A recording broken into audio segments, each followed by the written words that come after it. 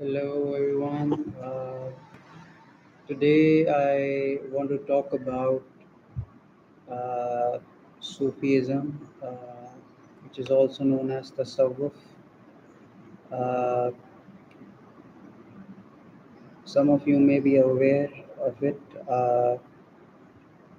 but in case you're not and you're curious, uh, let me explain a little.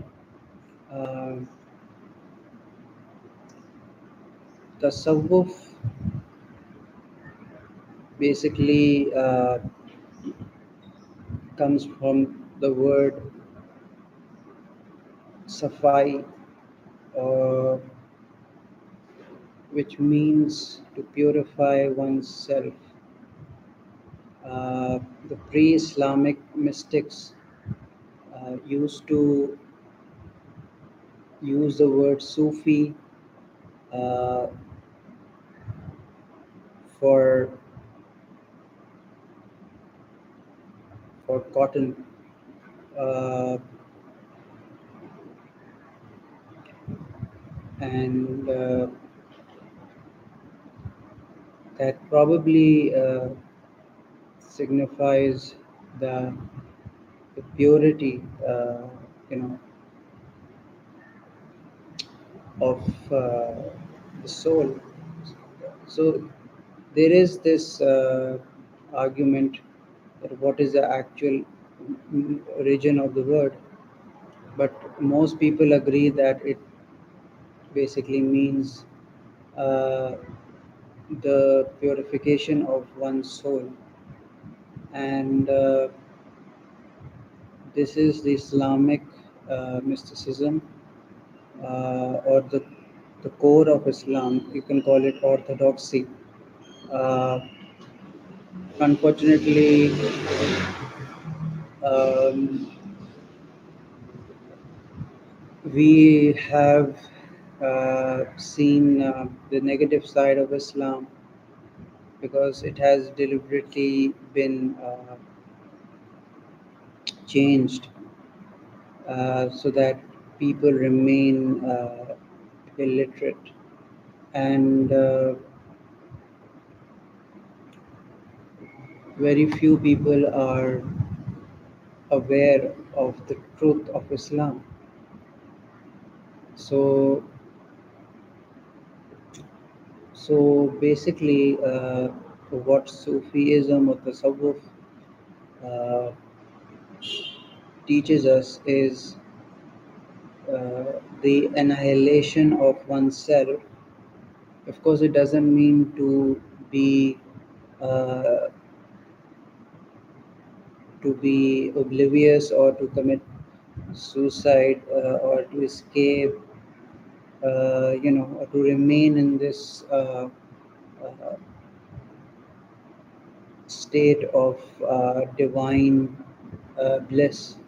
It simply means to uh, focus on God, uh, and until you are one with Him. But the bridge is your master or murshid or sheikh. The spiritual teacher is the one who you need to learn this discipline, because traditional Islam, the basic is the Sharia, which teaches us the five pillars, which is prayer and reading the Quran and performing Hajj, fasting, charity, zakat, which is important, because obviously for the masses, it's important to have a foundation. But in some cases, it's an exception, as you can uh, focus, uh, you know, on this branch. Uh, if you are drawn towards a teacher because you have this curiosity to seek God, or you want to become one with God, become close to God, and the teacher basically ignites that flame. That desire exists in every person on earth, every soul. Uh, that's the difference between human soul and animals. Maybe jinn, the unseen beings that are created from fire element, they may have similar desire as well. So that's another topic. But uh, so yeah, what happens is one has to ideally obey to their master, uh, which is something completely opposite of what we see in the West. Western spirituality or philosophy is all about individuality and freedom to do whatever you want. But this requires total surrender. Every teacher has his own method, uh, but they lead towards the same destination.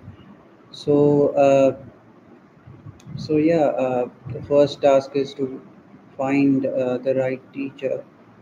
And if you're fortunate enough to find a teacher and you have gotten initiated, so it's that is just the first step. You know, this the main thing is to devote your life to that person. He's like an avatar or manifestation of God in your life.